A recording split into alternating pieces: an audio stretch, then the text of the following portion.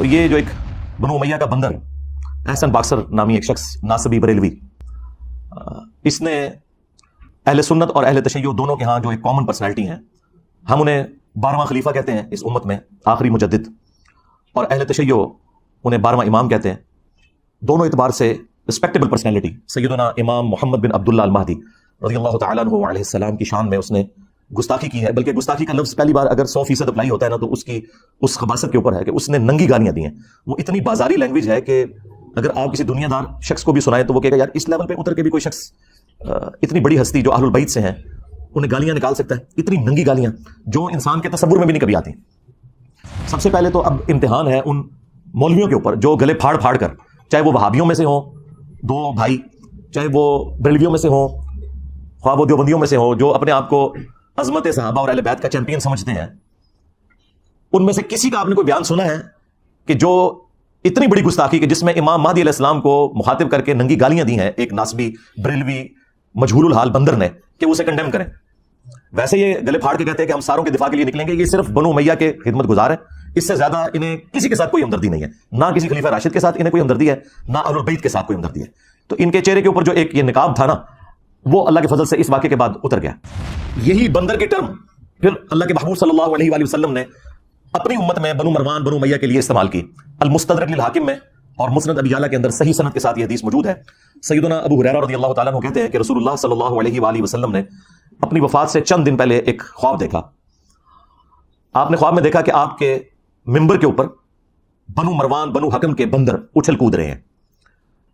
آپ صلی اللہ علیہ وآلہ وسلم گھبرا کر اٹھے، اور حضرت ابو ہریرہ رضی اللہ تعالیٰ عنہ کے الفاظ ہیں کہ آپ صلی اللہ علیہ وآلہ وسلم نے جب یہ خواب بیان کیا تو پھر اپنی وفات تک آپ کو کسی نے مسکراتے ہوئے نہیں دیکھا۔ آپ کو یہ غم لاحق ہو گیا کہ آپ کی وفات کے بعد آپ کی امت کے اوپر یہ لوگ مسلط ہو جائیں گے، یعنی ممبر پر بیٹھنے کا مطلب یہ ہے کہ یہ حکمران بن جائیں گے، اور وہ بن گئے۔ تو وہ سہل ابن سعد الساعدی جو شیعان علی میں سے تھے اور سینئر اصحاب میں سے تھے، ان کو بلا کے کہتا ہے کہ آپ ممبر پر آ کر حضرت علی کے اوپر سب کرو۔ نعوذ باللہ، بخاری میں تو الفاظ ہے سب۔ اس کی وجہ سے جو مفتی تقی عثمانی صاحب ہیں انہوں نے امت کو دھوکہ دیا۔ وہ کہتے ہیں ذکر حدیث میں کہیں موجود ہی نہیں کہ یہ بنو امیہ لعنت کرواتے تھے، صرف سب کا لفظ موجود ہے اور سب کا مطلب ہے تنقید۔ اچھا، حضرت علی پہ تنقید کرنا آپ کے نزدیک جائز ہے کیا؟ اور ان کا میں نے جھوٹ پکڑ لیا۔ اگر مفتی اعظم پلانٹ ارتھ دیوبند یہ کام ڈال رہے ہیں ان کے ساتھ تو باقی تو شاہی کوئی نہیں، یا تو اس نے جھوٹ بولا یا پھر وہ جاہل ہے، اسے پتہ نہیں تھا ذکر حدیث میں موجود تھا۔ بخاری کی یہ حدیث ہے، مسلم میں آئی ہے 6229، اس میں الفاظ ہے، اس نے کہا لعن اللہ ابو تراب، کہو کہ مٹی والے ابو تراب علی ابن ابی طالب پر لعنت۔ نعوذ باللہ، ہم تو اس پہ کہیں گے کہ جنہوں نے بھی مولا علی پر یا اہل البیت پر لعنتیں کروائیں، اور جو لوگ ان کا آج تک دفاع کر رہے ہیں، ان سب پہ اللہ کی لعنت، اللہ کے فرشتوں کی لعنت، تمام لعنت کرنے والوں کی لعنت۔ ہاں جی، اور ان کا حشر بھی اپنے بڑے لعنتیوں کے ساتھ ہی ہو، اور اللہ تعالی ہمارا حشر جو ہے خلفائے راشدین اہل البیت اور رسول اللہ صلی اللہ علیہ وآلہ وسلم کے ساتھ کرے، آمین۔ لہٰذا جو مسلم شریف میں حدیث موجود ہے کہ سعد ابن ابی وقاص کو ابھارا امیر شام نے کہ آپ علی ابن ابی طالب پر سب کیوں نہیں کرتے، وہاں سب کا مطلب لعنت ہی لیا جائے گا، اور وہ حدیث کے قرائن بھی بتا رہے ہیں، بلکہ خود ابن تیمیہ نے منہاج السنہ میں مانا ہے کہ یہ سب کرنے کا حکم دیا، اور سعد ابن ابی وقاص نے انکار کیا۔ الٹا انہوں نے مولا علی کی 3 فضیلتیں بیان کر دی اور کہا کہ ان میں سے ایک بھی مجھے مل جاتی سرخ اونٹوں سے بہتر ہوتی۔ اچھا، یہ سیم جو مسلم کی حدیث ہے نا 6220، سیم 100% اسی سند کے ساتھ، ایک راوی کا بھی فرق نہیں ہے۔ سنن نسائی الکبریٰ میں امام نسائی نے خصائص علی والے چیپٹر میں لی ہے، اور وہاں آگے پتہ کیا الفاظ ہے؟ وہ حضرت سعد ابن ابی وقاص کا بیٹا کہتا ہے کہ پھر جتنے دن حضرت معاویہ مدینہ رہے تو حضرت علی کی تنقیص کا ایک جملہ اپنی زبان سے نہیں نکالا۔ جو میرے باپ نے ان کو ڈانٹا تھا نا، ایک جملہ حضرت علی کے بارے میں بعد میں نہیں بولا انہوں نے۔ اس سے یہ پتہ چل گیا کہ وہ حضرت علی کے بارے میں برے جملے بول رہے تھے، کیونکہ امام نووی کہتا ہے کہ وہ تو بڑے معصومانہ انداز میں پوچھ رہے تھے کہ اے صاحب مجھے حضرت علی کی کوئی فضیلت سنائیں، یہ لوگ کیوں حضرت علی پہ لعنتیں کرتے ہیں، تاکہ مجھے وہ فضائل پتہ چل جائے۔ اگر یہ بات ہوتی تو اینڈ والے الفاظ ہوتے کہ جتنے دن وہ مدینہ رہے تو حضرت علی کی تنقیص کا ایک جملہ نے اپنی زبان سے نکالا، مراد یہ کہ وہ خود ہی کر رہے تھے سب کچھ۔ باقی یہ کافی ساری روایتیں وہ آپ کو انشاءاللہ میرے ریسرچ پیپر میں مل جائیں گی، اور یہ تاریخی روایتیں نہیں ہیں، یہ احادیث کی کتابوں میں ہیں، اور یہ محدثین میری ویڈیوز دیکھ کے گمراہ نہیں ہوئے تھے۔ ہاں جی، میں ان کی کتابیں پڑھ کے انورٹڈ کامز میں گمراہ ہوا ہوں، ٹھیک ہے۔ لیکن اہل سنت اور اہل تشیع دونوں اس بات کے اوپر متفق ہے کہ قرب قیامت سے پہلے پوری دنیا کے اوپر مسلمانوں کی حکومت قائم ہونی ہے انشاءاللہ تعالی، اور یہ وہ وعدہ ہے جو اللہ تعالیٰ نے قرآن حکیم میں کم از کم 3 جگہ پر اپنے محبوب صلی اللہ علیہ وآلہ وسلم سے کیا ہے، سورہ التوبہ کے اندر، سورہ الفتح میں، اور سورہ الصف میں۔ هو الذی ارسل رسولہ بالہدی ودین الحق لیظہرہ علی الدین کلہ، وہی اللہ ہے جس نے اپنے محبوب صلی اللہ علیہ وآلہ وسلم کو الہدا یعنی قرآن کے ساتھ اور دین حق کے ساتھ مبعوث کیا تاکہ اسے تمام ادیان کے اوپر غالب کر دیں۔ ولو کرہ المشرکون، خواہ مشرک اس کا برا ہی مان جائیں، اللہ تعالیٰ نے اس دین کو غالب کرنا ہے تمام ادیان کے اوپر. یہ اللہ تعالیٰ کا وعدہ ہے. مسند احمد میں حدیث ہے کہ اللہ کے محبوب صلی اللہ علیہ وآلہ وسلم نے فرمایا کہ قیامت اس وقت تک قائم نہیں ہوگی جب تک دنیا کے ہر گھر میں میرا پیغام نہ پہنچ جائے اور لوگ چاہتے ہوئے یا نہ چاہتے ہوئے اس دعوت کو قبول نہ کر لیں. اچھا اس زمانے میں تو یہ بڑا مشکل تھا کہ ہر گھر میں کیسے پہنچے گا. سرکار آج دیکھ لیں انٹرنیٹ, گھر کیا گھر کی کوٹڑی میں بھی انٹرنیٹ کے سگنل آ رہے ہیں, کسی غار کے کونے میں بھی آپ جا کے بیٹھ جائیں وہاں پہ بھی سگنل آ رہے ہیں. تو یہ دعوت تو پہنچ چکی ہے اور لوگ قبول کریں گے اسے انشاءاللہ تعالیٰ. اور پوری امت لیول کے اوپر جو خلافت اعلی منہاج النبوہ ہے وہ عمر بن عبدالعزیز کے دور میں نہیں آئی ہے, نہ خلفائے راشدین کے دور میں آئی ہے, وہ قرب قیامت میں ہی آنی ہے جب پوری دنیا کے اوپر مسلمانوں کا غلبہ ہوگا. آج تک امت میں یہ وقت نہیں آیا کہ پوری دنیا پہ مسلمانوں کا غلبہ ہو. تو اس سے مراد یہ پانچواں جو دور ہے وہ امام محمد مہدی رضی اللہ تعالیٰ عنہ علیہ السلام کا دور خلافت ہے انشاءاللہ تعالیٰ.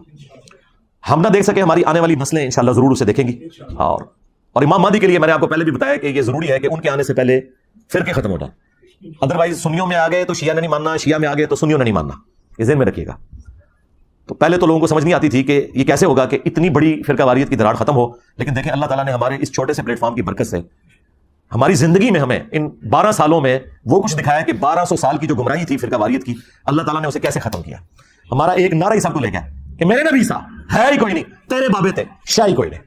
تو لوگ دوبارہ سے رسول اللہ صلی اللہ علیہ وآلہ وسلم کی مبارک ذات کی طرف متوجہ ہوئے ہیں. اہل البیت کا مقام انہیں پتہ چلا ہے, خلفائے راشدین کی عظمت ان کے دلوں میں جاگی ہے الحمدللہ. اور فرقوں کے بزرگ بابوں سے جان چھوٹ گئی ان کی. جس طرح توحید میں وہ ایک اللہ کے ماننے والے ہو گئے, اسی طریقے سے اطاعت میں وہ بابوں کی بجائے ایک اس شخص کے ماننے والے ہو گئے کہ جس کی قبر مدینے میں ہے. صلو علی محمد و آل محمد, اللہم صلی علی محمد و علی آل محمد. اللہ تعالیٰ کا یہ وعدہ ہے کہ جو لوگ ایمان لائیں گے اور نیک اعمال کریں گے اللہ تعالیٰ انہیں ضرور بالضرور دنیا میں خلافت دے گا, حکومت دے گا. یہ جو آیت ہے نا سورہ نور کی آیت نمبر 55, اس کے کانٹیکسٹ میں حافظ ابن کثیر نے یہ پوری بحث کی ہے اور 12 خلیفوں والی حدیث بخاری مسلم کی نقل کر کے انہوں نے کہا کہ اس حدیث سے کوئی یہ مطلب نہ لے کہ یہ حضور کے فوراً بعد شروع ہو جائیں گے. انہوں نے کہا فوراً بعد جو ہے وہ 4 ہی ہیں, ابو بکر, عمر, عثمان اور علی, اور حسن ابن علی کے 6 مہینے بھی حضرت علی کی خلافت کے دور میں ہی آتے ہیں. اور پھر وقتاً فوقتاً خلیفہ آئیں گے جس طرح عمر بن عبدالعزیز آئے, اور آخری خلیفہ ہوں گے امام محمد مہدی.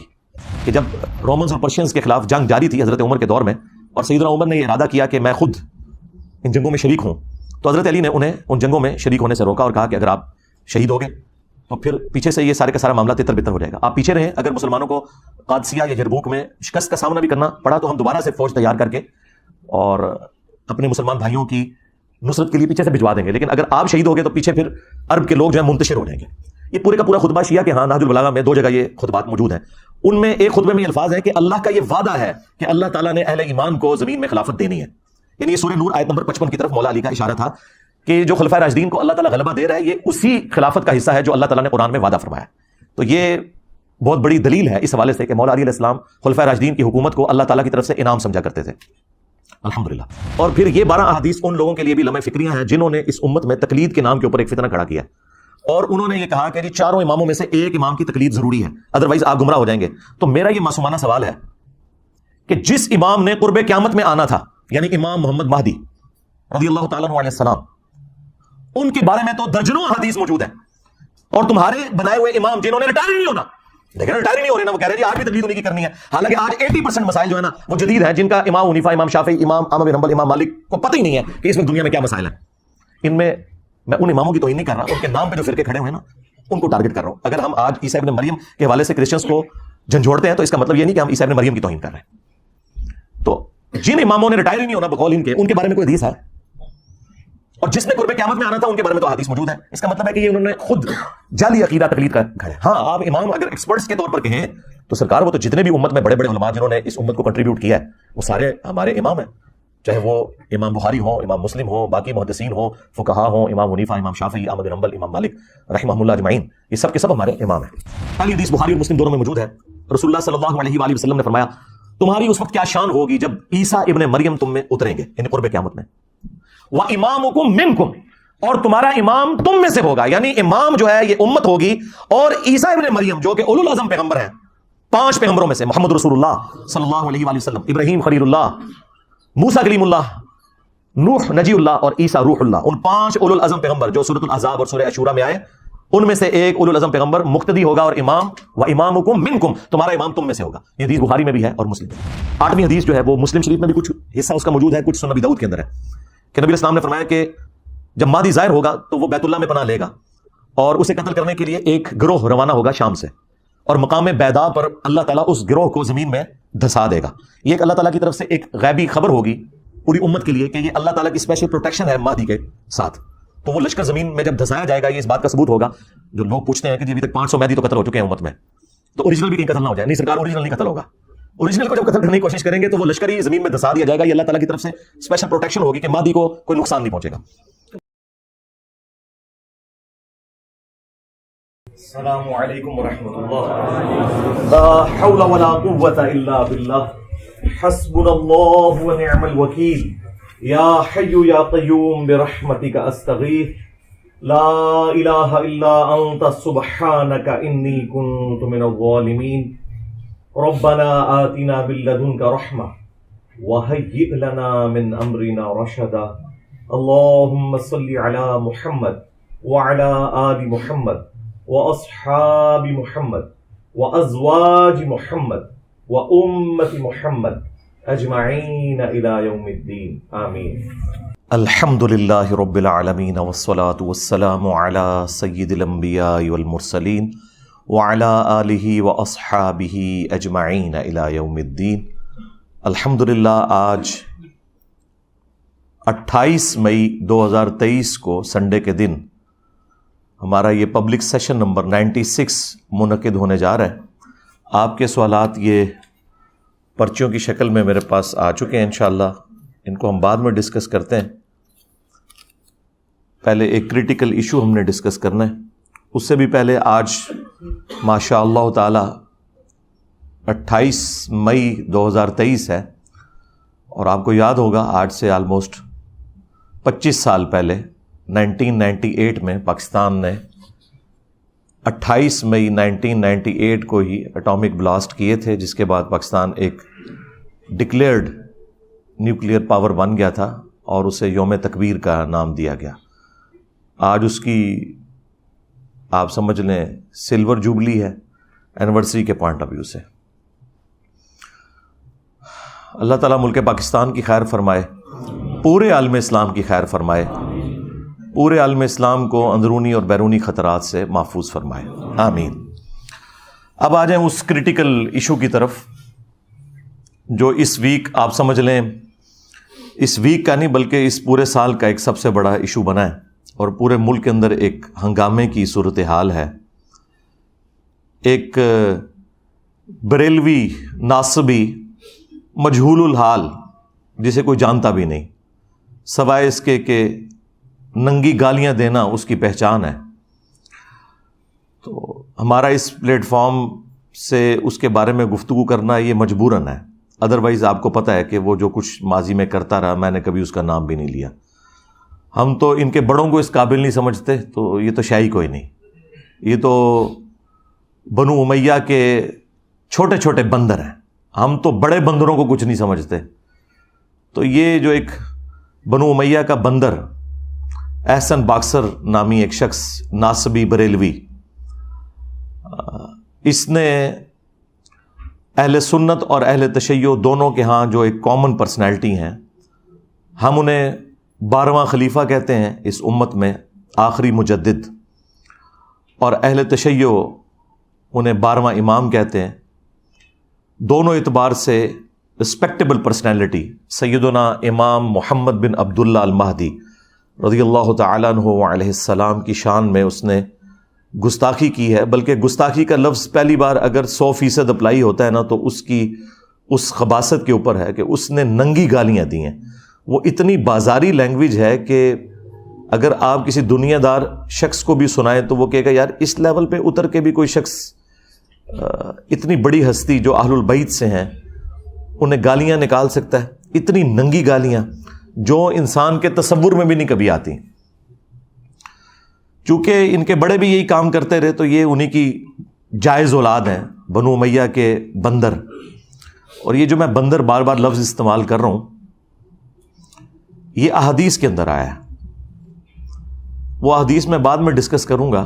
سب سے پہلے تو اب امتحان ہے ان مولویوں کے اوپر جو گلے پھاڑ پھاڑ کر, چاہے وہ وہابیوں میں سے ہوں 2 بھائی, چاہے وہ بریلویوں میں سے ہوں, خواہ وہ دیوبندیوں میں سے ہوں, جو اپنے آپ کو عظمت صحابہ اور اہل بیت کا چیمپئن سمجھتے ہیں, ان میں سے کسی کا آپ نے کوئی بیان سنا ہے کہ جو اتنی بڑی گستاخی کہ جس میں امام مہدی علیہ السلام کو مخاطب کر کے ننگی گالیاں دی ہیں ایک ناسبی بریلوی مجہول الحال بندر نے کہ وہ اسے کنڈیم کریں، ویسے یہ گلے پھاڑ کے کہتے ہیں کہ ہم ساروں کے دفاع کے لیے نکلیں گے. یہ صرف بنو امیہ کے خدمت گزار ہیں، اس سے زیادہ انہیں کسی کے ساتھ کوئی ہمدردی نہیں ہے، نہ کسی خلیفہ راشد کے ساتھ انہیں کوئی ہمدردی ہے، نہ اہل البیت کے ساتھ کوئی ہمدردی ہے. تو ان کے چہرے کے اوپر جو ایک یہ نقاب تھا نا، وہ اللہ کے فضل سے اس واقعے کے بعد اتر گیا. ویسے تو پورے ملک کے اندر درجنوں FIRs اس کے اوپر درج ہو چکی ہیں، اور مجھے تو لگتا ہے شاید یہ ملک ہی چھوڑ جائے، یہاں رہنا اس کے لیے مشکل ہو جائے گا. ہم نہیں کہتے کہ کوئی ایکسٹرا جوڈیشل ایکٹیویٹی اس کے اوپر پرفارم کی جائے، بلکہ میں نے تو خود بھی کوئی FIR بھی نہیں کٹوائی اس حوالے سے، ورنہ لوگوں نے کہنا تھا کہ یہ کوئی پرسنل معاملہ ہے. لوگ خود ہی اپنے اینڈ پہ یہ معاملات کر رہے ہیں، ورنہ تو میں یہ اپنے لیے بڑا اعزاز سمجھتا کہ ایسے شخص کو قانوناً سزا دلوائی جائے جو ننگی گالیاں نکال رہا ہے اہل البیت کو علیہم السلام اجمعین. تو اب آپ کو وہ سارے مولوی خاموش نظر آئیں گے، یہ صرف بنو امیہ کے دفاع کے لیے اٹھتے ہیں. جس طرح بنی اسرائیل کو بچھڑے کی محبت پلا دی گئی تھی نا، انہیں بنو امیہ کی محبت پلا دی گئی ہے. اور بنو امیہ سے مراد صرف وہی لوگ ہیں جو بنو امیہ میں برے لوگ ہیں، جو اچھے لوگ ہیں ظاہر ہے وہ مراد نہیں ہیں. سیدنا عثمان غنی رضی اللہ تعالیٰ عنہ یا سیدنا عمر بن عبد العزیز رحمہ اللہ تعالی، یا وہ تمام جانثاران اہل بیت جو جنگ صفین میں مولا علی کے ساتھی تھے، اگرچہ ان کا تعلق بنو امیہ کے ساتھ تھا، وہ سب کے سب لوگ ہمارے سروں کا تاج ہیں. ہم ان کی بات نہیں کر رہے، ہم میجورٹی کی بات کر رہے ہیں. اور یہ بندر کی ٹرم قرآن میں موجود ہے. اللہ تعالیٰ نے اصحاب سبت، جنہوں نے اللہ تعالیٰ کی آیات کو توڑ موڑ کر اپنے مقاصد کے لیے یوز کیا اور شریعت کا مذاق اڑایا، بالکل وہی کام اس امت میں بنو امیہ نے بھی کیا. تو اللہ تعالیٰ نے ان پر پھٹکار ڈالی اور سورۃ الاعراف میں فرمایا اعوذ باللہ من الشیطان الرجیم بسم اللہ الرحمن الرحیم کونوا قردۃ خاسئین. ہم نے کہا کہ پھٹکارے ہوئے بندر بن جاؤ. تو وہ انسان تھے لیکن بندروں کی شکلیں ان کی بن گئی. یہی بندر کی ٹرم پھر اللہ کے محبوب صلی اللہ علیہ وآلہ وسلم نے اپنی امت میں بنو مروان بنو امیہ کے لیے استعمال کی. المستدرک للحاکم میں اور مسند ابی یعلا کے اندر صحیح سند کے ساتھ یہ حدیث موجود ہے. سیدنا ابو ہریرہ رضی اللہ تعالیٰ عنہ کہتے ہیں کہ رسول اللہ صلی اللہ علیہ وآلہ وسلم نے اپنی وفات سے چند دن پہلے ایک خواب دیکھا. آپ نے خواب میں دیکھا کہ آپ کے ممبر کے اوپر بنو مروان بنو حکم کے بندر اچھل کود رہے ہیں. آپ صلی اللہ علیہ وآلہ وسلم گھبرا کر اٹھے، اور حضرت ابو ہریرہ رضی اللہ تعالیٰ عنہ کے الفاظ ہیں کہ آپ صلی اللہ علیہ وآلہ وسلم نے جب یہ خواب بیان کیا تو پھر اپنی وفات تک آپ کو کسی نے مسکراتے ہوئے نہیں دیکھا. آپ کو یہ غم لاحق ہو گیا کہ آپ کی وفات کے بعد آپ کی امت کے اوپر یہ لوگ مسلط ہو جائیں گے. یعنی ممبر پر بیٹھنے کا مطلب یہ ہے کہ یہ حکمران بن جائیں گے، اور وہ بن گئے. تو اس میں الفاظ ہیں میں نے بنو حکم کے بندروں کو، بنو امیہ کے بندروں کو اپنے ممبر پر دیکھا ہے. حالانکہ بنو حکم میں عمر بن عبد العزیز بھی آتے ہیں. عمر بن عبد العزیز بن مروان بن حکم، یہ ان کا نام ہے پورا. اب جو لوگ کہتے ہیں نا کہ آپ پوری بنو امیہ کو کہتے ہیں تو اس میں اچھے لوگ بھی ہیں، تو رسول اللہ نے بھی صلی اللہ علیہ وآلہ وسلم پوری بنو امیہ کو، بنو حکم کو کہا، اس میں اچھے لوگ بھی تھے. یہ عربی میں ایک رول ہے کہ میجورٹی کو ایڈریس کیا جاتا ہے، جو بیچ میں اچھے لوگ ہیں وہ خود بخود اس میں سے نکل جاتے ہیں. تو یہ ان کے لیے بھی ایک علمی جواب ہے. اور ظاہر ہے یہ نبی کا خواب ہے، اور نبی کا خواب وحی الہی ہوتا ہے. سورہ الصافات میں آیا کہ حضرت ابراہیم علیہ السلام کو اللہ تعالیٰ نے خواب میں دکھایا تھا کہ وہ اپنے بیٹے کی قربانی کر رہے ہیں، اور وہ اس کے لیے آمادہ بھی ہو گئے. بیٹے کو لٹا بھی لیا اور چھری بھی اس کی گردن پر رکھ دی. وہ تو اللہ تعالیٰ کی طرف سے ایک معجزہ ہوا کہ اس کی جگہ اللہ تعالیٰ نے ایک فدیہ دے دیا اور ان کی جان بچ گئی. لیکن وہ سنت ابراہیمی آج تک زندہ ہے. تو تو اتنی بڑی ایکٹیویٹی ایک خواب کی بنیاد کے اوپر حضرت ابراہیم علیہ السلام نے پرفارم کی، اس وجہ سے کہ نبیوں کا خواب وحی الہی ہوتا ہے۔ باقی لوگوں کے خواب میں شیطان کو دخل ہو سکتی ہے، انبیاء کے خواب جو ہیں ان میں شیطانوں کا کوئی دخل نہیں ہوتا۔ بخاری اور مسلم دونوں میں حدیث موجود ہے، اللہ کے محبوب صلی اللہ علیہ وآلہ وسلم نے فرمایا کہ خواب نبوت کی خبروں کا 46واں حصہ ہے۔ اچھا، یہ لفظ خواب لکھا جاتا ہے خا، واو، الف اور با، لیکن پڑھتے ہوئے اس کی واو اڑ جاتی ہے، اس کو پڑھنے کا طریقہ ہے خواب۔ یہ خواب نہیں پڑھا جاتا، ویسے اردو میں چل بھی جاتا ہے لیکن یہ لفظ ہے خواب، تو واو اس میں پھر سائلنٹ ہو جاتی ہے۔ تو یہ جو نبوت کی خبریں ہیں ان میں ایک موڈ خواب بھی ہے جو اللہ تعالیٰ اپنے پیغمبروں کو دکھاتا ہے، اور یہ سلسلہ قیامت تک جاری ہے۔ بخاری مسلم دونوں میں حدیث ہے کہ اب میری وفات کے بعد نبوت کی خبروں میں صرف مبشرات باقی ہیں، باقی سب کچھ بیان ہو چکا ہے۔ نہ کوئی کشف ہوگا، نہ کوئی وحی خفی ہوگی، نہ کوئی وحی جلی ہوگی، کچھ بھی نہیں ہوگا سوائے مبشرات کے۔ پوچھا گیا مبشرات کیا ہیں تو فرمایا کہ وہ خواب ہیں، لیکن وہ بھی بخاری مسلم دونوں میں آیا کہ خواب کی پھر 3 قسمیں ہیں، یا وہ اللہ کی طرف سے ہوں گے، یا شیطان کی طرف سے، یا پھر نفس کی طرف سے۔ اب یہ ایک پورا ٹاپک ہے، خوابوں پہ میں نے الگ سے ایک بڑی تفصیلی ویڈیو ریکارڈ کروائی ہے، رپلائی ٹو مولانا الیاس قادری آن خواب میں دیدار مصطفیٰ صلی اللہ علیہ وآلہ وسلم، کیونکہ یہ ایک بڑا کریٹیکل ٹاپک تھا، اس کو میں نے سینٹرڈ کرتے ہوئے ایک تفصیلی ویڈیو ریکارڈ کروائی ہے، وہ آپ دیکھ سکتے ہیں۔ اب آ جائیں یہ بنو امیہ کے بندروں کی طرف کہ جنہوں نے اس طرح کی گستاخی کی اور پورے ملک کے اندر دوبارہ سے ایک سمجھ لیں سنی شیعہ کنفلکٹ کھڑا کرنے کی ایک کوشش ہے، اور اللہ تعالیٰ ہمارے ملک کو اس طرح کے فسادات سے محفوظ کرے۔ ہم نے پہلے بھی یہ بڑے فسادات دیکھے ہیں اور حکومتوں کی سرپرستی میں یہ سب کچھ دیکھا ہے۔ اب شکر ہے کہ ہماری حکومتوں کو، ہمارے ریاستی اداروں کو ان چیزوں کی گندگی کا احساس ہو گیا، اور انہوں نے توبہ کی ہے اس حوالے سے کہ کوئی نان اسٹیٹ ایکٹر اور اس طریقے سے سنی شیعہ فساد نہیں کروانا، کوئی سعودیہ اور ایران کی پراکسی وار اپنے ملک میں نہیں لڑنی۔ خیر اب تو ان کی بھی آپس میں دوستی ہو چکی ہے، شکر ہے دنیا میں سکون آ گیا اس حوالے سے۔ اور یہ جو خبیث جس نے امام محمد مہدی علیہ السلام کو گالیاں دی ہیں، یہ اس نے اپنے بڑوں کی بدعت کے اوپر عمل کیا ہے۔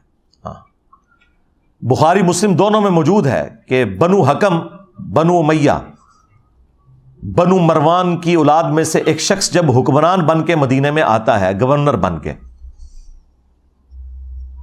تو وہ سہل ابن سعد الساعدی جو شیعان علی میں سے تھے اور سینئر اصحاب میں سے تھے، ان کو بلا کے کہتا ہے کہ آپ ممبر پر آ کر حضرت علی کے اوپر سب کرو۔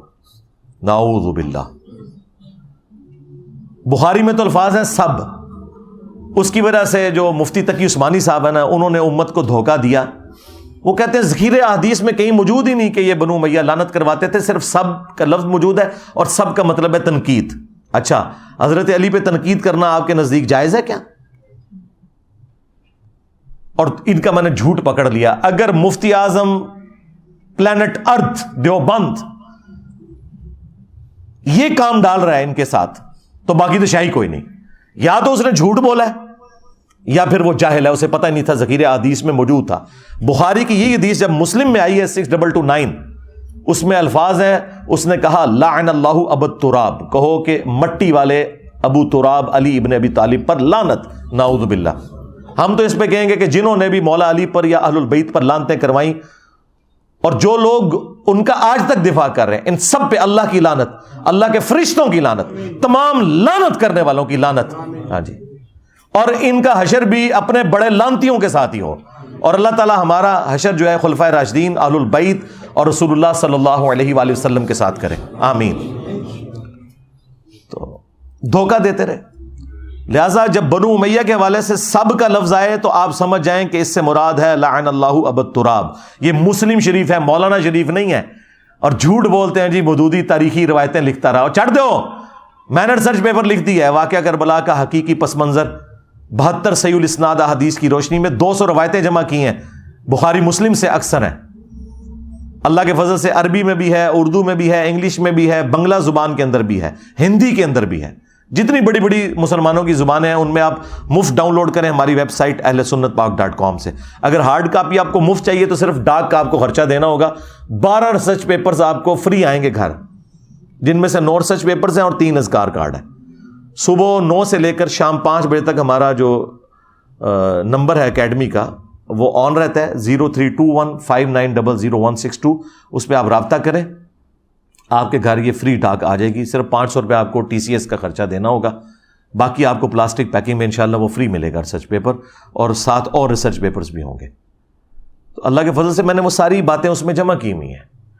لہٰذا جو مسلم شریف میں حدیث موجود ہے کہ سعد ابن ابی وقاص کو ابھارا امیر شام نے کہ آپ علی ابن ابی طالب پر سب کیوں نہیں کرتے، وہاں سب کا مطلب لعنت ہی لیا جائے گا، اور وہ حدیث کے قرائن بھی بتا رہے ہیں، بلکہ خود ابن تیمیہ نے منہاج السنہ میں مانا ہے کہ یہ سب کرنے کا حکم دیا اور سعد ابن ابی وقاص نے انکار کیا۔ الٹا انہوں نے مولا علی کی 3 فضیلتیں بیان کر دی اور کہا کہ ان میں سے ایک بھی مجھے مل جاتی سرخ اونٹوں سے بہتر ہوتی۔ سن پہلی فضیلت کہ نبی علیہ السلام نے خیبر کے موقع پر فرمایا تھا کہ کل میں اس شخص کے ہاتھ میں جھنڈا دوں گا جو اللہ اور اس کے رسول سے محبت کرتا ہے اور اللہ اور اس کا رسول اس سے محبت کرتے ہیں، اور ہم پوری رات سوئے نہیں اس شوق میں کہ وہ خوش نصیب کون ہوگا۔ اور صبح رسول اللہ صلی اللہ علیہ وآلہ وسلم نے علی ابن ابی طالب کو وہ جھنڈا دیا۔ اور مسلم میں تو یہاں تک الفاظ ہیں، حضرت عمر کہتے ہیں مجھے پوری زندگی کبھی خواہش نہیں ہوئی تھی کہ مجھے حضور کوئی عہدہ دیں سوائے اس ایک موقع کے، یعنی حضرت علی پہ رشک کرتے تھے حضرت عمر خیبر کی وجہ سے۔ اور پھر ان کا معاویہ سن دوسرا موقع تبوک کے موقع پر، جب نبی علیہ السلام نے پہلا اور آخری موقع تھا کہ حضرت علی کو مدینہ شریف چھوڑا اور آپ جنگ پہ جا رہے تھے رومن امپائر کے خلاف، تو حضرت علی رو پڑے، تو آپ نے انہیں تسلی دی کہ علی کیا تو اس بات پہ راضی نہیں کہ تیری میرے ساتھ وہی نسبت ہے جو ہارون کی موسیٰ کے ساتھ، مگر میرے بعد کوئی نبی نہیں۔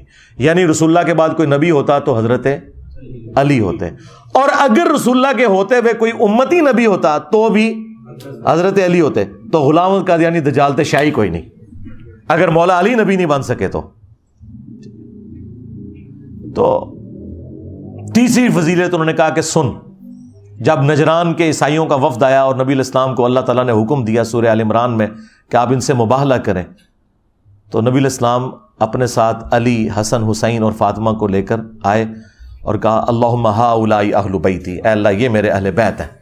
یہ 3 موقع ایسے ہیں، بلکہ ابن ماجہ میں تو چوتھی فضیلت بھی سعد ابن ابی وقاص نے رپورٹ کی، من کنت مولاہ فہذا علی مولا، جس کا مولا میں اس کا مولا علی، یعنی غدیر خم والا بھی انہوں نے موقع وہاں پہ بیان کیا۔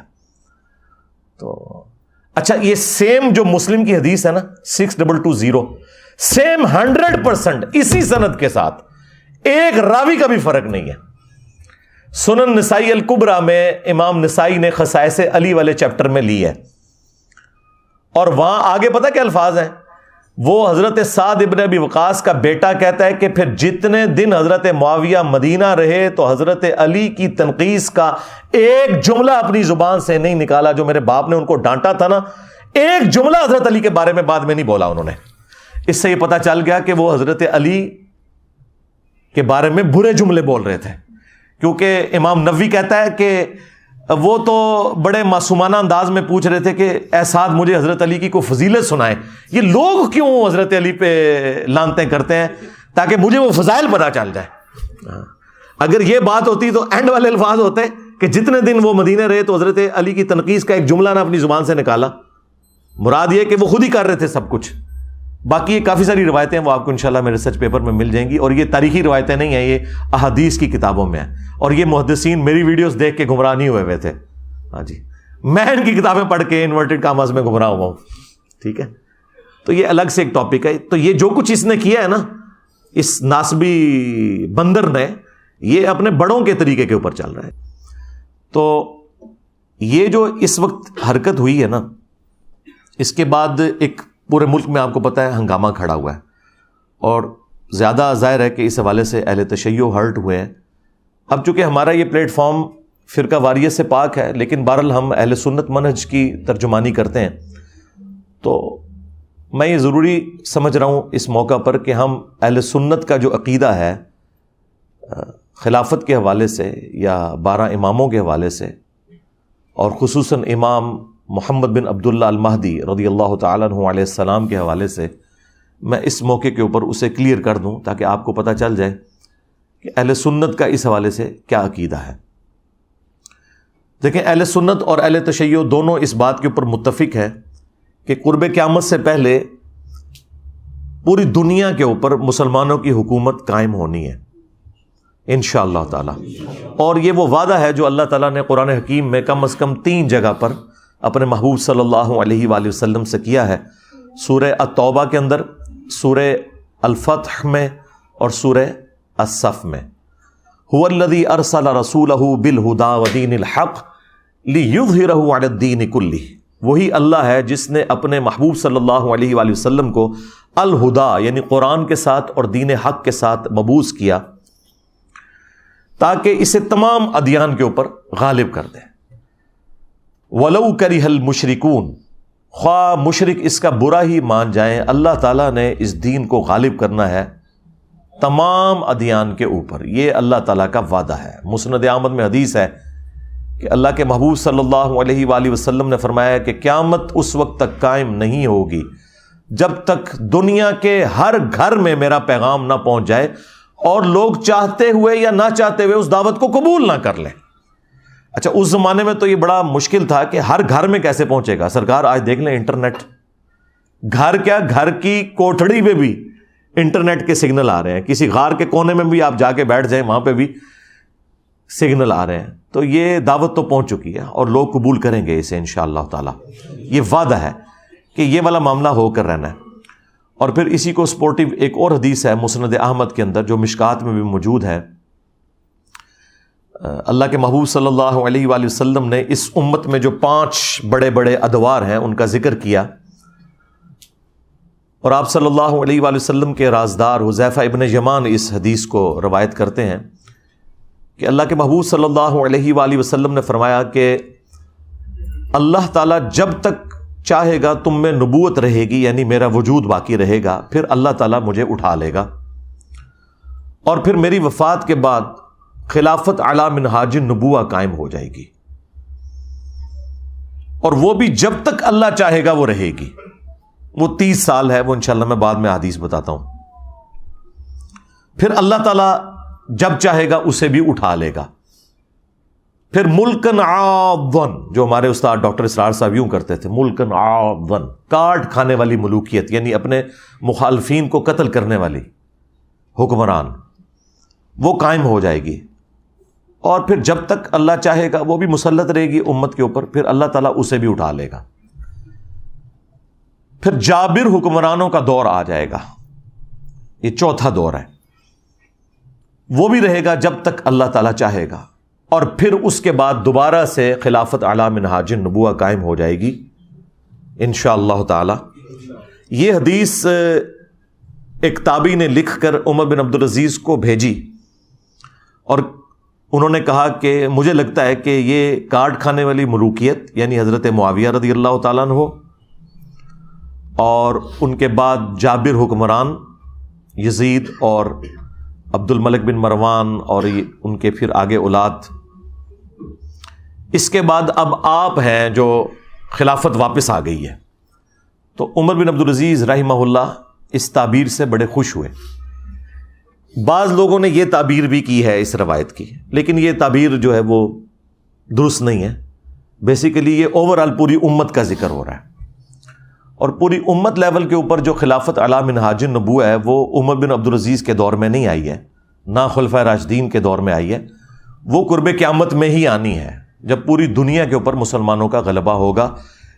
آج تک امت میں یہ وقت نہیں آیا کہ پوری دنیا پہ مسلمانوں کا غلبہ ہو۔ تو اس سے مراد یہ 5واں جو دور ہے وہ امام محمد مہدی رضی اللہ تعالیٰ عنہ علیہ السلام کا دور خلافت ہے انشاءاللہ تعالی۔ ہم نہ دیکھ سکے، ہماری آنے والی نسلیں انشاءاللہ ضرور اسے دیکھیں گی، اور اور امام مہدی کے لیے میں نے آپ کو پہلے بھی بتایا کہ یہ ضروری ہے کہ ان کے آنے سے پہلے فرقے ختم ہو جائیں. ادروائز سنیوں میں آ گئے تو شیعہ نے نہیں ماننا، شیعہ میں آ گئے تو سنیوں نے نہیں ماننا. یہ ذہن میں رکھیے گا. تو پہلے تو لوگوں کو سمجھ نہیں آتی تھی کہ یہ کیسے ہوگا کہ اتنی بڑی فرقہ واریت کی دراڑ ختم ہو. لیکن دیکھیں اللہ تعالیٰ نے ہمارے اس چھوٹے سے پلیٹ فارم کی برکت سے ہماری زندگی میں ہمیں ان 12 سالوں میں وہ کچھ دکھایا کہ 1200 سال کی جو گمراہی تھی فرقہ واریت کی، اللہ تعالیٰ نے اسے کیسے ختم کیا. ہمارا ایک نعرہ ہی سب کو لے گیا کہ میرے نبی سا ہے ہی کوئی نہیں، تیرے بابے تے شاہ ہی کوئی نہیں. تو لوگ دوبارہ سے رسول اللہ صلی اللہ علیہ وآلہ وسلم کی مبارک ذات کی طرف متوجہ ہوئے ہیں. اہل البیت کا مقام انہیں پتہ چلا ہے، خلفائے راشدین کی عظمت ان کے دلوں میں جاگی ہے الحمدللہ. اور فرقوں کے بزرگ بابوں سے جان چھوٹ گئی ان کی. جس طرح توحید میں وہ ایک اللہ کے ماننے والے ہو گئے، اسی طریقے سے اطاعت میں وہ بابوں کی بجائے ایک اس شخص کے ماننے والے ہو گئے کہ جس کی قبر مدینے میں ہے. صلو علی محمد و آل محمد، اللہم صلی علی محمد و علی آل محمد. تو یہ بہت بڑی چیز ہے جو اللہ تعالیٰ نے ہمیں اپنی زندگی میں دکھائی ہے. تو یہ 5 ادوار ہے، یعنی نبی علیہ السلام کا مبارک دور، پھر خلفائے راشدین کا دور، اس کے بعد کاٹ کھانے والی ملوکیت، اور پھر اس کے بعد جابر حکمران، اور پھر اینڈ پہ خلافت علی منہاج النبوہ. تو آج تو ہم ماضی میں جا کے یہ سارے ادوار دیکھ سکتے ہیں. نبی علیہ السلام کا مبارک دور، اس کے بعد 30 سال خلافت راشدہ، اس کے بعد بنو امیہ اور بنو عباس. یہ وہ کاٹ کھانے والی ملوکیت تھی جو اپنے مخالفین کو کاٹ دیتی تھی، فریڈم آف ایکسپریشن نہیں دیتی تھی. اس کے بعد جابر حکمران. جابر حکمرانوں کا دور وہ ہے جب مسلمانوں پر زبردستی حکمران مسلط ہو گئے، یعنی کلونین پاورز آ گئیں، کہیں پہ فرینچ آ گئے، کہیں پہ گریٹ برٹن کا قبضہ ہو گیا. اور پھر آلموسٹ آج سے 100 سال پہلے ان کی گرفت ڈھیلی پڑی، اور آج ماشاءاللہ آلموسٹ 60 کے قریب مسلم کنٹریز دنیا میں موجود ہیں. تو وہ جو جابر حکمرانوں کا دور ہے نا، وہ اللہ کے فضل سے ٹوٹنا شروع ہو گیا اور امپائرز ختم ہو گئے، اب ملک بن گئے. تو اب وہ یہ ٹرانزیشن پیریڈ ہے جو جابر حکمرانوں کے بعد خلافت راشدہ کا جو دور آنا ہے، یہ اس کے درمیان کا پیریڈ ہے. ظاہر ہے یہ فوراً تو ایک پیریڈ دوسرے میں شفٹ نہیں ہوتا، گریجولی ہوتا ہے. تو اس وقت ہم 4تھے اور 5ویں دور کے درمیان بیٹھے ہوئے ہیں انشاءاللہ تعالی. اور اللہ تعالیٰ نے چاہا تو انشاءاللہ ہم نہیں تو ہماری آنے والی نسلیں اس غلبے کو دیکھیں گی، امام محمد مہدی رضی اللہ تعالیٰ عنہ علیہ السلام. اچھا، اب اہل سنت اور اہل تشیع میں جو امام مہدی کے حوالے سے اختلاف یہ ہے کہ وہ ان کو 12 اماموں میں 12واں امام سمجھتے ہیں، اور وہ 12 کے 12 امام ہم بھی مانتے ہیں، وہ سارے اہل سنت کے بھی امام ہیں، امام علی علیہ السلام سے لے کر امام محمد مہدی تک. لیکن ان کا موقف یہ ہے کہ وہ غیابت میں چلے گئے آج سے آلموسٹ 1200 سال پہلے، اور وہ قرب قیامت میں ظاہر ہوں گے. اہل سنت کا موقف یہ ہے کہ وہ اہل البیت میں سے ہوں گے، لیکن وہ قرب قیامت میں پیدا ہوں گے. اس کے بعد سب کے سب متفق ہیں کہ دنیا عدل و انصاف سے بھر دیں گے، پوری دنیا پہ اسلام کا غلبہ ہوگا انشاءاللہ تعالی. اب یہ جو 12 اماموں والا کانسیپٹ ہے، یہ 12 خلیفوں والا، اس حوالے سے ایک حدیث بھی ہے بخاری مسلم میں کہ اللہ کے محبوب صلی اللہ علیہ وآلہ وسلم نے فرمایا کہ میری امت قیامت تک حق کی خاطر قتال کرتی رہے گی اور یہ غالب رہیں گے، اور ان پر 12 خلیفے ہوں گے. بعض لوگوں نے اس حدیث سے یہ سمجھا کہ وہ کنزیکٹو 12 خلیفے ہوں گے، یعنی نبی علیہ السلام کی وفات سے لے کے آنورڈ 12 خلیفے. لیکن وہ دور آپ دیکھیں خلفائے راشدین کے بعد تو ایسا دور ہے کہ جو اسلام کو شرمندہ کرنے والا ہے. تو بعض محدثین نے اس کی تعویل یہ کی کہ یہ چونکہ الفاظ ہیں مسلم شریف میں کہ یہ قیامت تک دین غالب رہے گا اور اس پر 12 خلیفے ہوں گے، تو اس سے مراد یہ ہے کہ 12 کی گنتی قیامت تک پوری ہوگی.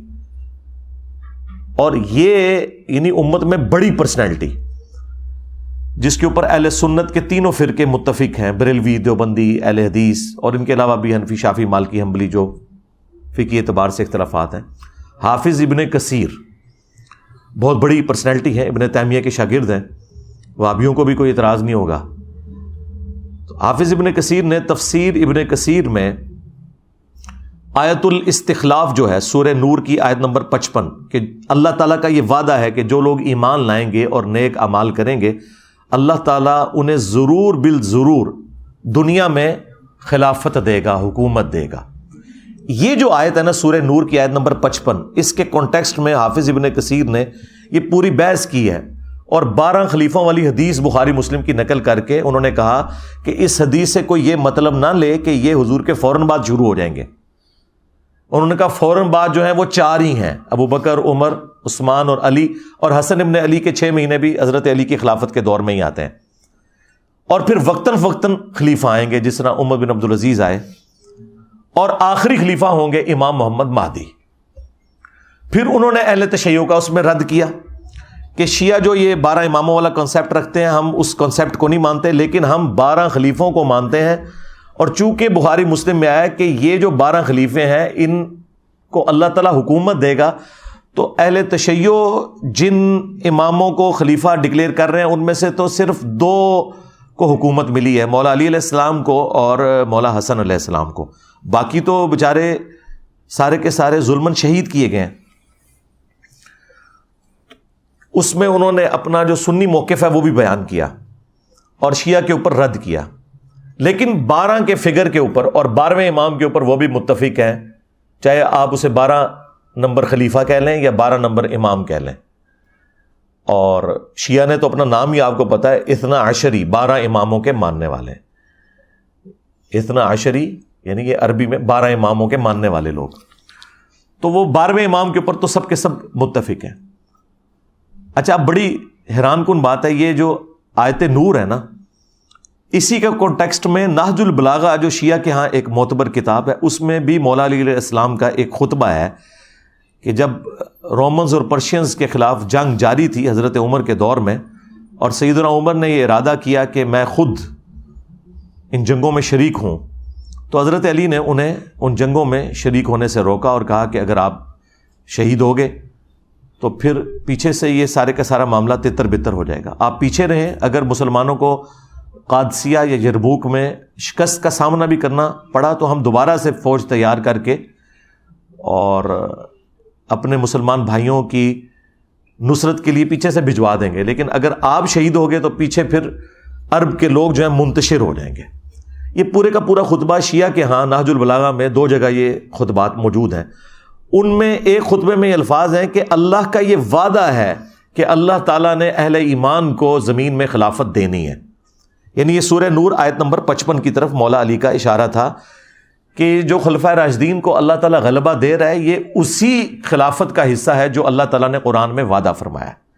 تو یہ بہت بڑی دلیل ہے اس حوالے سے کہ مولا علی علیہ السلام خلفائے راشدین کی حکومت کو اللہ تعالیٰ کی طرف سے انعام سمجھا کرتے تھے. الحمدللہ. بہرحال سنی اور شیعہ ایک ایسی ہستی کے اوپر متفق ہیں جو اہل سنت کے ہاں 12ویں خلیفہ ہیں اور اہل تشیع کے ہاں وہ 12ویں امام ہیں. قرب قیامت میں انہوں نے پوری دنیا کو انصاف سے بھرنا ہے. یعنی نٹ شیل کے اندر یہ ایک پورے کا پورا عقیدہ ہے جس پہ سنی اور شیعہ کا اتفاق ہے. ہاں جہاں اختلاف ہے وہ یہ ہے کہ شیعہ کا یہ موقف ہے کہ وہ پیدا ہو چکے ہیں، غیابت میں ہیں، اور اہل سنت کا موقف یہ ہے کہ انہوں نے ابھی آنا ہے. اس کے بعد سب کچھ اتفاقی امر چل رہا ہے. اور اسپیسیفکلی امام محمد مہدی علیہ السلام کے حوالے سے اہل سنت کے ہاں کم از کم 12 صحیح الاسناد احادیث تو موجود ہیں، اور اگر آپ اس کے طرق گننے شروع کر دیں تو وہ تو سینکڑوں میں. میں نے 12 کا فگر امام مہدی کی نسبت سے لیا، چونکہ وہ 12ویں امام ہیں یا 12ویں خلیفہ ہیں، اس لیے میں نے 12 کے عدد کو ٹارگٹ کیا کہ میں 12 احادیث آپ کو مختصر سے وقت میں سنا دوں گا تاکہ آپ کو اس حوالے سے کلیئر ہو. اور پھر یہ 12 احادیث ان لوگوں کے لیے بھی لمحہ فکریاں ہیں جنہوں نے اس امت میں تقلید کے نام کے اوپر ایک فتنہ کھڑا کیا ہے، اور انہوں نے یہ کہا کہ جی 4 اماموں میں سے ایک امام کی تقلید ضروری ہے، ادروائز آپ گمراہ ہو جائیں گے. تو میرا یہ معصومانہ سوال ہے کہ جس امام نے قرب قیامت میں آنا تھا، یعنی امام محمد مہدی رضی اللہ تعالیٰ عنہ علیہ السلام، ان کے بارے میں تو درجنوں احادیث موجود ہیں، اور تمہارے بنائے ہوئے امام جنہوں نے ریٹائر ہی نہیں ہونا، دیکھیں نا ریٹائر ہی نہیں ہو رہے نا، وہ کہہ رہے ہیں جی آج بھی تقلید انہی کی کرنی ہے، حالانکہ آج 80% مسائل جو ہے نا وہ جدید ہیں، جن کا امام حنیفہ، امام شافعی، امام احمد بن حنبل، امام مالک کو پتہ ہی نہیں ہے کہ اس وقت دنیا میں کیا مسائل ہیں۔ ان میں ان اماموں کی توہین نہیں کر رہا، ان کے نام پہ جو فرقے کھڑے ہوئے ہیں نا ان کو ٹارگٹ کر رہا ہوں۔ اگر ہم آج عیسیٰ ابن مریم کے حوالے سے کرسچنز کو جھنجھوڑتے ہیں تو اس کا مطلب یہ نہیں کہ ہم عیسیٰ ابن مریم کی توہین کر رہے ہیں۔ تو جن اماموں نے ریٹائر ہی نہیں ہونا بقول ان کے بارے میں کوئی حدیث ہے؟ اور جس نے قرب قیامت میں آنا تھا ان کے بارے میں تو احادیث موجود ہیں۔ اس کا مطلب ہے کہ یہ انہوں نے خود جعلی عقیدہ تقلید کا گھڑا ہے۔ ہاں آپ امام اگر ایکسپرٹس کے طور پر کہیں تو سرکار وہ تو جتنے بھی امت میں بڑے بڑے علماء جنہوں نے اس امت کو کنٹریبیوٹ کیا ہے وہ سارے ہمارے امام ہیں، چاہے وہ امام بخاری ہوں، امام مسلم ہوں، باقی محدثین ہوں، فقہا ہوں، امام حنیفہ، امام شافعی، احمد بن حنبل، امام مالک رحمہم اللہ اجمعین، یہ سب کے سب ہمارے امام ہیں۔ اور میں تو جب غصے میں آتا ہوں نا تو میں ان کو کہتا ہوں کہ جی جب مجھ سے کوئی پوچھتا ہے نا آپ کس امام کو مانتے ہیں، میں کہتا ہوں میں امام حسین نو مننا، چل ٹور اگے، تیرا امام حنیفہ یا شافعی یا مالک یا احمد بن حنبل امام حسین سے بڑا ہے؟ کیا امت کو تم لوگوں نے توڑا ہوا ہے؟ امام وہ ہے جس کی قبر مدینے میں ہے صلی اللہ علیہ وآلہ وسلم۔ النبی اولا بالمؤمنین من انفسہم وازواجہ امہاتہم، نبی مومنین کی جانوں پر ان سے بڑھ کر حق رکھتے ہیں، اور نبی کی بیویاں امت کی مائیں ہیں، اور نبی امت کے روحانی باپ ہیں۔ اور ایسا امام ہے ہمارا کہ ما ضل صاحبکم وما غوا، تمہارے نبی نہ کبھی بہکے ہیں نہ کبھی بے راہ چلے ہیں۔ تمہارے امام اور ان کے ماننے والے تو آپس میں لڑتے رہے، اتنا لڑے کہ کعبے میں انہوں نے 4 مسلح ڈال دیے 400 سال تک، سلطنت عثمانیہ کے دور میں 1517 سے لے کر 1917 تک۔ یہ تو سعودی حکومت نے آگے اٹھائے ہیں۔ اگر یہ چاروں امام حق پر تھے تو ایک نماز آپ حنفی کے پیچھے پڑھ لیتے، ایک شافعی کے پیچھے پڑھ لیتے، ایک حنبلی کے پیچھے پڑھ لیتے، ایک مالکی کے پیچھے۔ نہیں، انہوں نے 4 امام 4 مسلح، اور آپ اندازہ کریں اس سے بڑی اسلام کے ساتھ کیا دشمنی ہوگی کہ کعبہ جو مسلمانوں کی یونٹی کی علامت ہے کہ پوری دنیا میں جب مسلمان کھڑے ہوتے ہیں نماز پڑھنے کے لیے تو ایک طرف رخ کرتے ہیں، اس ایک طرف رخ والی جو جگہ ہے وہاں پہ بھی 4 مسلح ڈال کے 4 امام کھڑے کر دیے۔ اس سے بڑی کوئی بدعت ہو سکتی ہے اس امت میں؟ تو اللہ کے فضل سے یہ بدعت ختم ہو گئی۔ یہ بھی اس بات کا ثبوت ہے کہ قرب قیامت کا وقت قریب ہے، اور دوبارہ سے اللہ تعالیٰ نے غلبہ کرنا شروع کر دیا۔ یہ بھی ایک فرقہ واریت کے خاتمے کا ہی ایک آپ سمجھ لیں بہت بڑا انڈیکیٹر ہے اللہ کے فضل سے۔ تو اللہ کا شکر ہے کہ ہم بڑے مبارک دور میں پیدا ہوئے ہیں کہ جب معاملات بہتری کی طرف جا رہے ہیں، اور سب سے بڑھ کر ہمیں قرآن و سنت کی تعلیمات ریٹن فارم میں ہر بندے کے موبائل کے اندر موجود ہیں، وہ کاؤنٹر ویریفائی کر سکتا ہے۔ میں جتنی احادیث بیان کر رہا ہوں ہماری تمام ویڈیوز میں ایک ایک حدیث کا انٹرنیشنل نمبر لگتا ہے جو سٹینڈرائز ہے عربی کتابوں کا، پلس ہم ان کتابوں کی عربی اور اردو ترجمہ دونوں ڈسپلے کرواتے ہیں، کسی کو شک ہی نہ رہے، کاؤنٹر ویریفائی آپ کر سکتے ہیں۔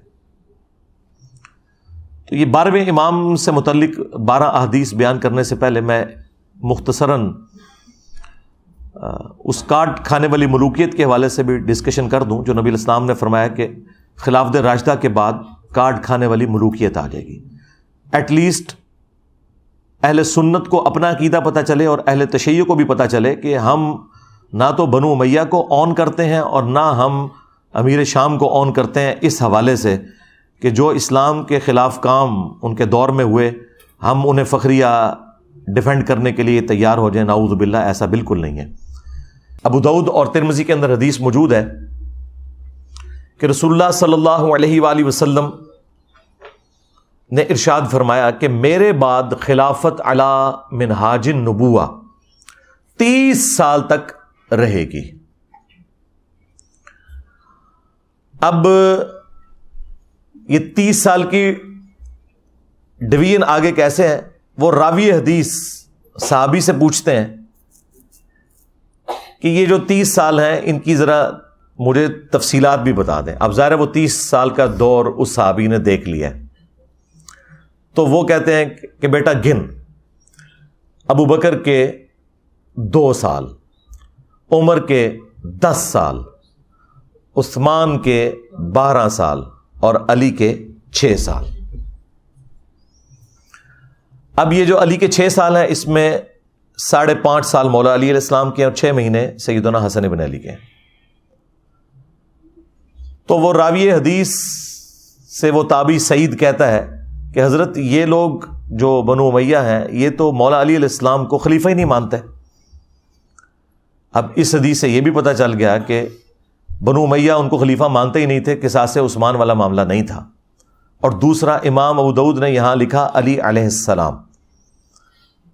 تو جو راوی حدیث ہیں حضرت سفینہ رسول اللہ صلی اللہ علیہ وآلہ وسلم کے آزاد کردہ غلام، جو اس حدیث کے راوی ہیں وہ صحابی بھی ہیں اور حدیث کے فہم کو بھی جانتے ہیں۔ انہوں نے فرمایا کہ یہ بنو امیہ کی پیٹھ سے جھوٹ نکلا ہے۔ حق تو یہ ہے کہ بنو امیہ کی، بنو مروان کی، ان بنو زرقا نیلی آنکھوں والے لوگوں کی حکومت بدترین بادشاہت ہے، اس پلانٹ ارتھ کی شریر ترین بادشاہت ہے۔ اچھا، یہی حضرت سفینہ والی حدیث جو ہے نا وہ مسند ابی داؤد طیالسی میں بھی موجود ہے اور مصنف ابن ابی شیبہ میں۔ وہاں آگے الفاظ ہیں کہ وہ راوی حدیث سعید تابعی پوچھتا ہے حضرت سفینہ رضی اللہ تعالیٰ عنہ سے کہ حضرت اگر خلافت 30 سال ہے تو پھر حضرت معاویہ کیا ہیں؟ تو انہوں نے کہا کہ حضرت معاویہ مسلمانوں کے پہلے بادشاہ ہیں، اور مصنف ابن ابی شیبہ کے الفاظ ہیں کہ یہ سخت گیر بادشاہ ہیں اور ان کا پہلا بادشاہ معاویہ ابن ابی سفیان ہے رضی اللہ تعالیٰ عنہ۔ ظاہر ہم تو احترام سے ہی نام لیں گے۔ تو حضرت سفینہ نے کہا کہ بنو امیہ کی جو حکومت ہے یہ بادشاہت ہے، یہ خلیفہ نہیں ہے۔ یہ جو ہم خلیفہ بھی بولتے ہیں نا ان کو، تو ان معنوں میں بولتے ہیں جو حکمران کے معنوں میں آتا ہے۔ ادروائز ہم حسن ابن علی کے بعد جتنی حکومتیں ہیں ان کو خلیفہ بھی نہیں مانتے سوائے عمر بن عبدالعزیز کے۔ یہ سب کے سب لوگ بادشاہ ہیں، یہ ملوک ہیں، یہ ملوکیت ہے۔ تو اب اس میں واضح موجود ہے کہ بنو مروان، بنو حکم، بنو امیہ، ان کی حکومت شرعی ترین بادشاہت ہے، اور یہ ایک ایسے اس امت کے اوپر مسلط ہوئے ہیں کہ آج تک ان کے اثرات باقی ہیں۔ اللہ کا شکر ہے کہ ہمارے پلیٹ فارم کی برکت سے اب لوگوں کے سامنے ان کی اصلیت آ گئی ہے، ورنہ تو آپ لوگوں کو پتہ ہی نہیں چلنا تھا، آپ لوگوں نے جاہلیت کی موت مر جانا تھا اس حوالے سے۔ اب آخر میں وہ میں 12 صحیح الاسناد احادیث بیان کر دوں 12ویں امام یا 12ویں خلیفہ کی نسبت سے۔ پہلی حدیث بخاری اور مسلم دونوں میں موجود ہے۔ اچھا، یہ جو حدیثیں ہیں یہ اکا دکا صحابہ نے روایت نہیں کی ہوئی ہیں، ایٹ لیسٹ 8 صحابہ ہیں جنہوں نے یہ حدیثیں روایت کی ہیں، جو میرے علم کی حد تک ہے، اس سے بھی زیادہ ہو سکتے ہیں۔ سیدنا علی رضی اللہ تعالیٰ عنہ، سیدنا ابن عباس رضی اللہ تعالیٰ عنہ، سیدنا ابو سعید خدری رضی اللہ تعالیٰ عنہ، سیدنا ابو ہریرہ رضی اللہ تعالیٰ عنہ، سیدہ عائشہ سلام اللہ علیہا، سیدہ ام سلمہ سلام اللہ علیہا، سیدنا ابو سعید خدری رضی اللہ تعالیٰ عنہ۔ تو یہ بڑے بڑے اصحاب ہیں جنہوں نے یہ احادیث روایت کی ہیں الحمدللہ۔ ابن مسعود بھی شامل ہیں اس میں، صوبان بھی ہیں رضی اللہ عنہم اجمعین وعلیہم السلام اجمعین۔ پہلی حدیث بخاری اور مسلم دونوں میں موجود ہے۔ رسول اللہ صلی اللہ علیہ وآلہ وسلم نے فرمایا، تمہاری اس وقت کیا شان ہوگی جب عیسیٰ ابن مریم تم میں اتریں گے، یعنی قرب قیامت میں، وَإِمَامُكُم مِّنكُم، اور تمہارا امام تم میں سے ہوگا، یعنی امام جو ہے یہ امت ہوگی، اور عیسیٰ ابن مریم جو کہ اولو العزم پیغمبر ہیں، 5 پیغمبروں میں سے، محمد رسول اللہ صلی اللہ علیہ وآلہ وسلم، ابراہیم خلیل اللہ، موسیٰ کلیم اللہ، نوح نجی اللہ اور عیسیٰ روح اللہ، ان 5 اولو العزم پیغمبر جو سورۃ الاحزاب اور سورہ الشورى میں آئے، ان میں سے ایک اولو العزم پیغمبر مقتدی ہوگا اور امام، وَإِمَامُكُم مِّنكُم، تمہارا امام تم میں سے ہوگا۔ یہ حدیث بخاری میں بھی ہے اور مسلم میں بھی۔ دوسری حدیث مسلم شریف میں ہے، نبی صلی اللہ علیہ وآلہ وسلم نے فرمایا کہ میری امت کا ایک گروہ قیامت تک حق کے لیے لڑتا رہے گا، حتیٰ کہ عیسیٰ ابن مریم نازل ہوں گے، اور مسلمانوں کا امیر ان سے کہے گا کہ آپ ہمیں نماز پڑھائیں، تو وہ کہیں گے کہ یہ اللہ تعالیٰ نے فضیلت اس امت کو دی ہے کہ تم میں سے بعض کے امام ہوتے ہیں، تو امامت تم کرو گے، اور یہ امام محمد مہدی علیہ السلام ہوں گے۔ تیسری حدیث بھی بخاری اور مسلم دونوں کے اندر ہے، نبی صلی اللہ علیہ وآلہ وسلم نے فرمایا میری امت کے آخر میں ایک ایسا خلیفہ آئے گا جو مال بھر بھر کر دے گا لوگوں کو۔ وہ راوی حدیث جو ہیں وہ پوچھتے ہیں اس صحابی سے کہ کیا اس خلیفہ سے مراد عمر بن عبدالعزیز ہیں؟ تو وہ کہتے ہیں نہیں، اس سے مراد عمر بن عبدالعزیز نہیں ہے، یہ وہ خلیفہ ہے جو امت کے اینڈ پہ آئے گا قرب قیامت میں، یعنی امام محمد مہدی علیہ السلام۔ ایک اور تفصیلی حدیث ہے المستدرک للحاکم کے اندر موجود ہے، نبی صلی اللہ علیہ وآلہ وسلم نے فرمایا کہ مہدی میری امت کے بالکل آخر میں آئے گا، اور اللہ تعالیٰ اس کی برکت سے زمین پر بارشیں نازل فرمائے گا، زمین نباتات اگائے گی، پوری دنیا پہ عدل و انصاف ہوگا، وہ لوگوں میں مال تقسیم کرے گا، یہ وہی الفاظ جو بخاری مسلم میں بھی ہیں، مویشیوں کی ریل پیل ہوگی اور اسلام کا غلبہ ہو جائے گا، پھر وہ 8 سال تک دنیا میں رہیں گے اور پھر دنیا سے تشریف لے جائیں گے، یعنی 8 سال ان کا دور خلافت ہوگا۔ 5ویں حدیث سنن نبی داؤد میں ہے کہ نبی صلی اللہ علیہ وآلہ وسلم نے فرمایا کہ اگر دنیا ختم ہونے میں ایک دن بھی باقی رہ جائے، اللہ تعالیٰ میرے اہل البیت میں سے فاطمہ کی اولاد میں سے ایک شخص ضرور پیدا کرے گا جو پوری دنیا کو عدل و انصاف سے بھر دے گا۔ اب یہ ایک دن سے مراد یہ ہمارا ایک دن نہیں ہے جو قرآن میں ہے نا کہ اللہ کے ہاں جو ایک دن ہے وہ تمہارے 1000 سال کے برابر ہے، یعنی 1000 سال بھی آگے بچتے ہوئے نا آخری 1000 سال بھی رہ گئے تو اللہ تعالیٰ نے مہدی کو ضرور بھیجنا ہے۔ 6ٹھی حدیث بھی سنن نبی داؤد میں ہے، نبی صلی اللہ علیہ وآلہ وسلم نے فرمایا کہ مہدی میرے اہل البیت میں سے ہوگا اور وہ میری بیٹی فاطمہ کی اولاد میں سے ہوگا۔ اب مجھے بتائیں، جو مہدی فاطمہ کی اولاد میں سے ہے وہ آ کے یہ کہے گا کہ جی بنو امیہ کی آپ تعریف کریں اور بنو ہاشم کو نیچا کریں؟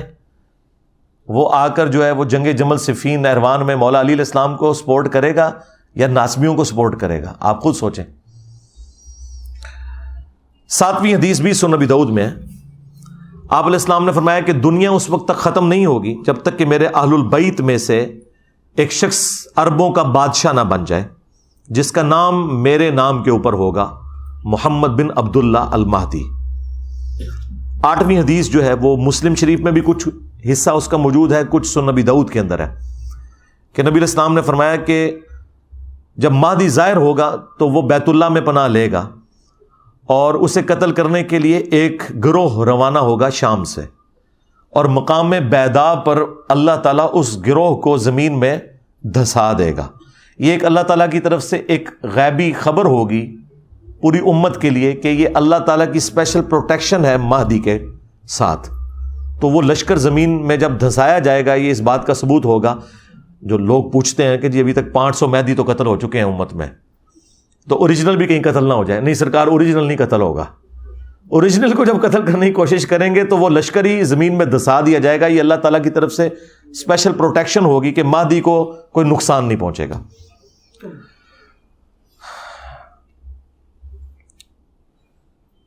نویں حدیث سنن ابن ماجہ میں ہے کہ نبی علیہ السلام نے فرمایا کہ مہدی میرے اہل بیت میں سے ہوگا اور اللہ تعالیٰ ایک رات میں اس کا معاملہ درست کر دے گا، یعنی حالات و واقعات ایسے فیوریبل کر دے گا کہ مسلمانوں کی لیڈرشپ کے لیے اسے تیار کر دے گا۔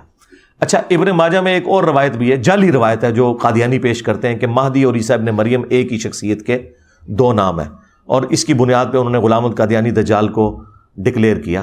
حالانکہ وہ روایت جو ہے وہ منقطع ہے، راوی یعنی ملاقات ہی آپس میں ثابت نہیں ہے، حسن بصری مدلس ہیں، ان سے روایت کر رہے ہیں، کم از کم 4 سکم اس روایت میں موجود ہے، جعلی روایت ہے، جسے جعلی روایت محدثین نے ڈکلیئر کیا، وہ اس کی بنیاد کے اوپر وہ آگے لے کے چل رہے ہوتے ہیں اس معاملے کو۔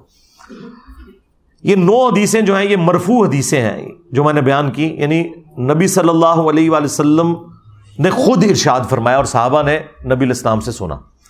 آخری 3 حدیثیں جو ہیں وہ صحابہ کے اقوال ہیں، اور صحابی کا قول اگر مستقبل کی خبر سے متعلق ہو تو یہ محدثین کا اتفاق ہے کہ وہ اللہ کے نبی کے بتانے پر ہی محمول ہوتا ہے، کیونکہ غیبی خبر نبی کے ذریعے صحابہ کو دی جاتی ہے۔ جس طرح فضائل صحابہ احمد بن حنبل کی کتاب میں روایت صحیح سند کے ساتھ موجود ہے، اور یہ روایت جو ہے وہ نہج البلاغہ میں بھی موجود ہے، مولا علیہ السلام کے خطبات میں، کہ میری وجہ سے 2 فرقے جہنم میں جائیں گے اور 2 گمراہ ہوں گے، ایک میری محبت میں غلو کر کے، ایک میری دشمنی میں، یعنی رافضی اور ناصبی۔ یہ روایت سنی اور شیعہ دونوں کے ہاں پائی جاتی ہے۔ سنیوں کے ہاں فضائل صحابہ احمد بن حنبل کی کتاب میں مولا علی کا قول ہے، اور شیعہ کے ہاں نہج البلاغہ میں مولا علی کا قول موجود ہے۔ یہ علیحدہ بات ہے کہ سنی جو ہیں وہ شیعہ کو رافضی کہتے ہیں، اور شیعہ جو ہے سنیوں کو ناصبی کہتے ہیں۔ تو روایت دونوں مان رہے ہیں۔ اب یہ جو مولا علی کا قول ہے یہ محمول ہے نبی الاسلام کے بتانے کے اوپر، تو اس طرح کی جو مستقبل کی خبریں ہیں وہ امپلائڈ ہوتا ہے کہ وہ نبی کے بتانے پر محمول ہے۔ انہیں کہا جاتا ہے موقوفاً روایتیں ہیں۔ وہ موقوفاً مولا علی علیہ السلام سے روایت ہے 10ویں المستدرک للحاکم میں، کہ قرب قیامت میں ہاشمیوں میں سے ایک خلیفہ ظاہر ہوگا، اللہ تعالیٰ یعنی امام مہدی کو بھیجے گا، اور اس کے دور میں اللہ تعالیٰ کی نعمتیں جو ہیں وہ ان کی فراوانی ہوگی، اور لوگوں میں پیار اور محبت بڑھ جائے گا، یعنی وہی فرقہ واریت ختم ہو جائے گی، دشمنیاں ختم ہو جائیں گی، اور پھر اس کے بعد دجال کا ظہور ہوگا۔ پھر جب دجال کا ظہور ہوگا تو پھر حضرت عیسیٰ ابن مریم کو اللہ تعالیٰ بھیجے گا دجال کو قتل کرنے کے لیے۔ وہ مسلم شریف میں بڑی تفصیلی حدیث موجود ہے، دجال کے اوپر الگ سے میری ویڈیوز آپ دیکھ لیں، کیونکہ دجال کا فتنہ بہت بڑا فتنہ ہوگا۔ اس فتنے کی سرکوبی کے لیے عیسیٰ ابن مریم جیسی بڑی پرسنالٹی کی ضرورت پڑے گی۔ 11 نمبر حدیث ابن عباس سے موقوفاً ہے، مصنف ابن ابی شیبہ کے اندر۔ وہ کہتے ہیں کہ ہم اہل بیت میں سے ایک نوجوان ظاہر ہوگا قرب قیامت میں، امام مہدی، اور اس پر بہت زیادہ فتنے وارد ہوں گے، لیکن اللہ تعالیٰ اسے تمام فتنوں سے محفوظ رکھے گا، یعنی اللہ تعالیٰ کی ایک غیبی تائید ہوگی۔ اور پھر ابن عباس کہتے ہیں کہ وہ اہل بیت کا نوجوان اس امت کے معاملے کو سیدھا کر دے گا، جو ٹیڑھے راستے پر ہوگا ان کو بالکل سیدھا کر دے گا۔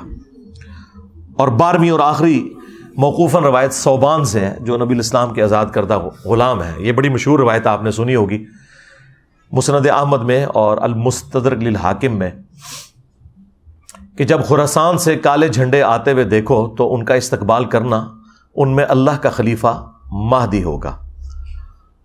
اب یہ خراسان جو ہے یہ ایران اور افغانستان اور پاکستان کے جو جنوبی علاقے ہیں، یہ سارے کا سارا ایریا نبی الاسلام کے زمانے میں خراسان کہلاتا تھا۔ تو یہ وہ روایت ہے جس کی بنیاد کے اوپر آپ کو پتہ ہے کہ مسلمانوں کو کاٹنے کے لیے مسلمانوں میں جہادی تنظیمیں پیدا ہوئیں کہ جی ہم وہ لشکر ہے جو خراسان سے نکلے گا، اور وہ خراسان سے نکل کے مسلمانوں کو تو نہیں قتل کرے گا نا۔ تو یہ ایک احادیث سے الفاظ اٹھاتے ہیں، اور اس میں تو الفاظ ہیں کالا جھنڈا، آپ تو کالے جھنڈے سے چڑھتے ہیں، آپ تو کہتے ہیں کالا لباس جہنمیوں والا ہے، آپ کالی پگڑی سے چڑھتے ہیں، آپ کالے کپڑوں سے چڑھتے ہیں، تو آپ کا کیا کالے لباس کے ساتھ لینا دینا؟ تو یہ تو سنت ہے جس سے آپ چڑھتے ہیں۔ یہ 12 احادیث امام محمد مہدی علیہ السلام سے متعلق، اور جو ضروری گفتگو تھی میں نے اس حوالے سے کر دی، کیونکہ ایک اچھا موقع تھا کہ ہماری آواز ان لوگوں تک پہنچتی جنہیں ابھی تک سنی شیعہ کنفلکٹ کی اس سنگینی کا اندازہ نہیں ہے، کہ اس طرح کی ایکٹیویٹی سے پھر اینڈ رزلٹ کیا نکلتا ہے۔ اور میں سمجھتا ہوں گستاخی اصل میں ہے ہی یہ جو اب ہوئی ہے، اس حوالے سے کہ آپ ایک شخصیت کو ٹارگٹ کر کے اتنی ننگی اور گندی گالیاں دیتے ہیں کہ جو انسان کے کانوں سے دھواں نکال دیں۔ اب ظاہر ہے کہ وہ میں کلپ تو اس میں اپنی ویڈیو میں تو نہیں چلاؤں گا، سارے لوگ سن چکے ہیں، اور میں نہیں سمجھتا کہ ہماری ویڈیو کو ہم اس طریقے سے گندا کریں اس کے بکواسیات کے ساتھ۔